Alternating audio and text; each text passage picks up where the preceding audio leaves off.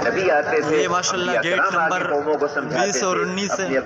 और ये सारा मजमा जो है माशाल्लाह अब चौकी का है। बलूचिस्तान और अब चौकी वाले सारे मजमे इंशाल्लाह आपको 19 और 20 नंबर गेट पे ही मिलेंगे। यहाँ से हम जाएंगे इंशाल्लाह अभी अपने साथियों की तरफ।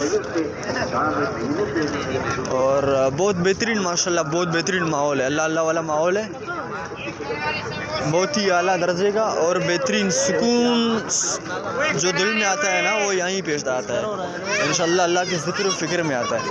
और ये माशाल्लाह वज़ू खाना है, यहाँ पे जो हम सारे मुसलमान यहाँ पे वज़ू करते हैं, ऐसे माशाल्लाह कई वज़ू खाने हैं। और माशाल्लाह यहाँ पे जो है मस्जिद की तरफ मुख्तलिफ़ मस्जिदें भी हैं यहाँ पे और मजमे हैं। बहुत बेहतरीन माशाल्लाह, बस अल्लाह की तारीफ़ की जाती है यहाँ पे। ये माशाल्लाह कैंटीन है, यहाँ पे रोटियाँ बनाई जाती है तंदूरों वाली। ये देखिए मेरा भाई, ये बलूचिस्तान की आला तरीन और बेहतरीन रोटी, ये खाने में बहुत मज़े करते हैं माशाल्लाह। ये कराची इज्तिमा है माशाल्लाह।